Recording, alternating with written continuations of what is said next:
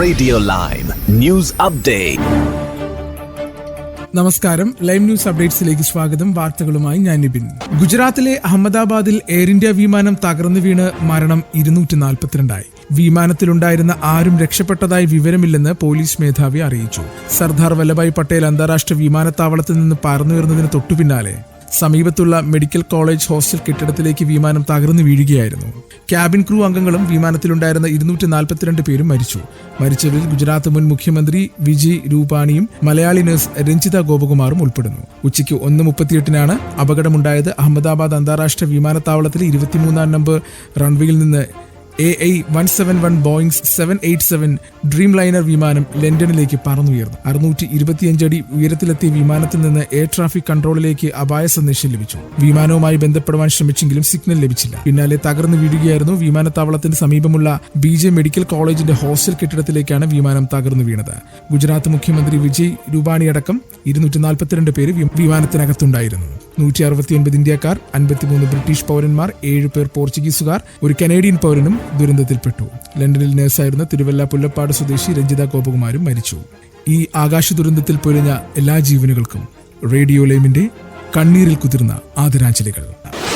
പഠനാവശ്യം ബ്രിട്ടനിലേക്ക് യാത്ര ചെയ്യുന്ന ചില വിദ്യാർത്ഥികൾ അനധികൃത ഏജൻസികളുടെ വലയത്തിൽപ്പെട്ട് ചൂഷണത്തിന് വിധേയമാകുന്നുണ്ടെന്ന്, ഇത്തരം കാര്യങ്ങളിൽ സമൂഹം ജാഗ്രത പാലിക്കണമെന്നും ലണ്ടനിലെ ഇന്ത്യൻ ഹൈക്കമ്മീഷണർ വിക്രം കുമാർ ദുരൈസ്വാമി അഭിപ്രായപ്പെട്ടു. കേരളത്തിലേക്ക് നേരിട്ട് വിമാന സർവീസ് ഇല്ലാത്തതുൾപ്പെടെയുള്ള ബ്രിട്ടനിലെ മലയാളി പ്രവാസികൾ നേരിടുന്ന പ്രയാസങ്ങൾ വിവരിച്ച് ബ്രിട്ടൻ KMCC ഭാരവാഹികൾ ഇന്ത്യൻ ഹൈക്കമ്മീഷണർക്ക് നൽകിയ നിവേദനം സ്വീകരിച്ചുകൊണ്ട് സംസാരിക്കുകയായിരുന്നു അദ്ദേഹം. മുസ്ലിം ലീഗ് ദേശീയ സെക്രട്ടറി ഹാരിസ് ബീരാൻ MP നേതൃത്വത്തിലായിരുന്നു കൂടിക്കാഴ്ച. Britain KMCC chairman Kareem Memunda, vice president Ahammed Kareekode തുടങ്ങിയവരും പങ്കെടുത്തു. ലോകത്തെ സാമ്പത്തിക ഭീമന്മാരായ അമേരിക്കയും ചൈനയും തമ്മിൽ നിലനിന്നിരുന്ന വ്യാപാര യുദ്ധത്തിന് താൽക്കാലികമായി തിരശ്ശീല വീണു. ഇരു രാജ്യങ്ങളും ഇനിയൊരു വ്യാപാര ഉടമ്പടിയിൽ ഒപ്പുവെച്ചതായി റിപ്പോർട്ടുകൾ.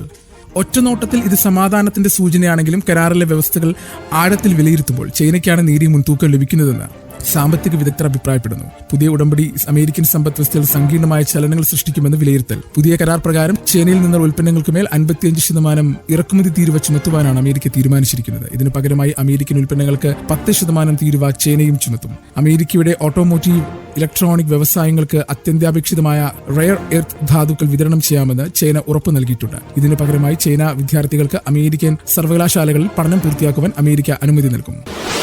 ലാസ് വേഗസിൽ ലൈവ് സ്ട്രീമിംഗ് നടത്തുന്നതിനിടെ യൂട്യൂബർ ഫിന്നിഡെ ലെജൻഡിനെയും ഭാര്യ ടാനിഷയെയും മറ്റൊരു യൂട്യൂബർ വെടിവെച്ചു കൊന്നു. യൂട്യൂബ് സ്ട്രീമിംഗ് ചെയ്യപ്പെട്ടെങ്കിലും പിന്നീട് ഈ വീഡിയോ മാറ്റി. മാനുവൽ റൂയിസ് എന്നയാളാണ് ആക്രമണത്തിന് പിന്നിൽ.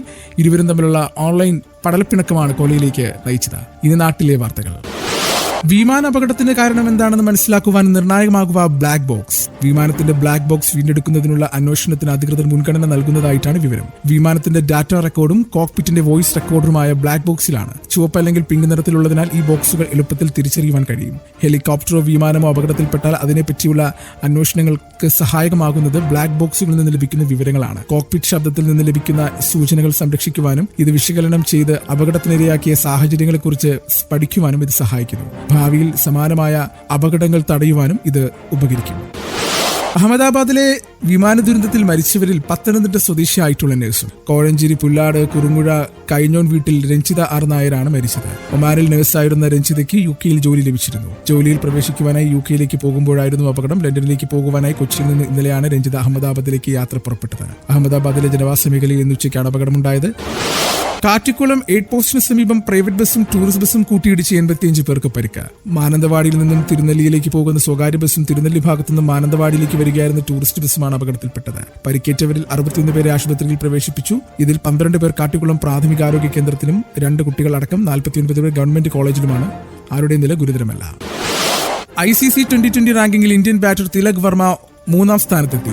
ഓസ്ട്രേലിയയുടെ ട്രാവിസ് ഹെഡ് ഒന്നാമത്, ഇന്ത്യയുടെ അഭിഷേക് ശർമ്മ 2ാമതും ഇന്ത്യയുടെ സൂര്യകുമാർ യാദവ് 6ാമതുമാണ്. ഇംഗ്ലീഷ് കൗണ്ടിയിൽ ഹാംഷറിന് വേണ്ടി കളിക്കുവാൻ തിലക് വർമ്മ കരാർ ഒപ്പിട്ടിട്ടുണ്ട്. മലയാളി താരം സഞ്ജു സാംസൺ റാങ്കിങ്ങിൽ 36ാം സ്ഥാനത്താണ്. ഇന്നത്തെ പൗണ്ട് വിനിമയ നിരക്ക് 116.31 രൂപ. ഇതോടുകൂടി വാർത്തകൾ കഴിഞ്ഞു. കൂടുതൽ വാർത്തകൾ അടുത്ത ബുള്ളറ്റിൻ. കൂടുതൽ വാർത്തകൾക്കും വിശേഷങ്ങൾക്കുമായി റേഡിയോ ലൈം ആപ്പ് ഡൗൺലോഡ് ചെയ്യൂ. പ്ലേ സ്റ്റോറിൽ നിന്നും ആപ്പ് സ്റ്റോറിൽ നിന്നും. Radio